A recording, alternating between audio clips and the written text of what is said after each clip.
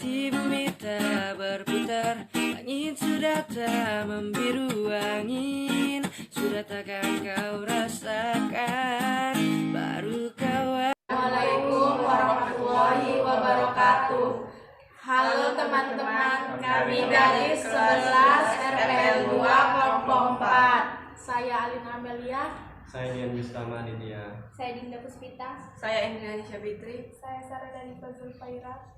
Saya Zuhaili Fajar. Di sini kita akan menjelaskan tentang mengaplikasikan konsep atau desain basis data relasional untuk sistem informasi produksi.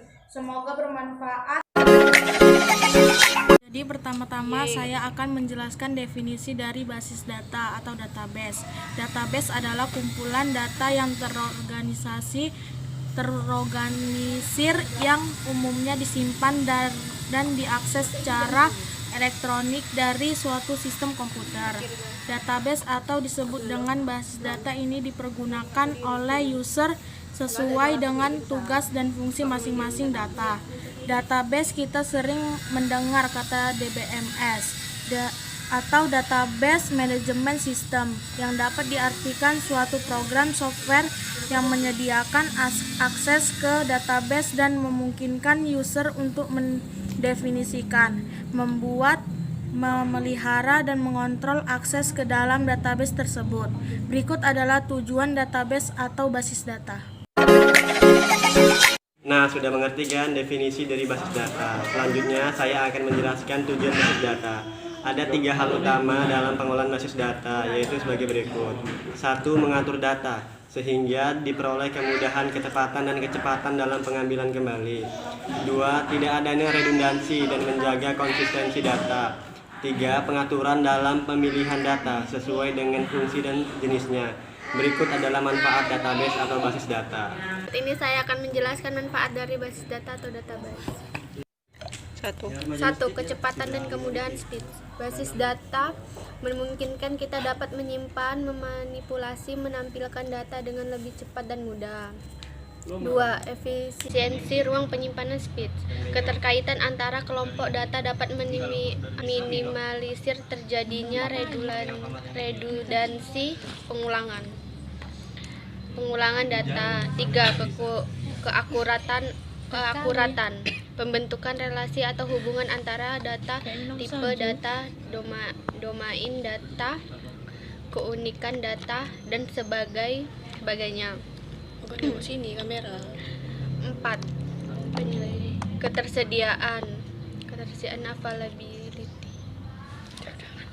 Basis data menjamin ketersediaan data bagi siapa saja yang membutuhkan data tersebut. 5. Kelengkapan data pada sebuah basis data ditentukan oleh penambahan perubahan. 6. Keamanan dapat diterapkan pada sebuah basis data. 7. Kebersamaan pemakaian. Basis data dapat mendukung multi-user secara bersamaan. 7. Kebersamaan pemakaian. Basis data dapat mendukung multi-user secara bersamaan dengan tetap memperhatikan aspek keamanan. Ya, apa aja sih keuntungan menggunakan basis data? Keuntungan menggunakan basis data yang pertama, sebagai salah satu komponen penting dalam sistem informasi, karena merupakan dasar dalam menyediakan informasi. Kedua, menggunakan kualitas informasi akurat, tepat waktu, dan relevan. Mengurangi duplikasi data. Keempat, hubungan data dapat ditingkatkan. 5. Manipulasi terhadap data dengan cepat dan mudah. Keenam, efisiensi penggunaan ruang penyimpanan. Nah, tadi sudah dijelaskan keuntungan menggunakan basis data. Kalian tahu nggak sih kerugian menggunakan basis data? Di sini saya akan menjelaskannya. Kerugian menggunakan basis data ada 4. Yang pertama, diperlukan tempat penyimpanan yang besar. Kedua, diperlukan tenaga terampil dalam mengelola data. Ketiga, perangkat lunaknya mahal. Dan yang keempat, kerusakan pada sistem basis data dapat mempengaruhi departemen yang terkait.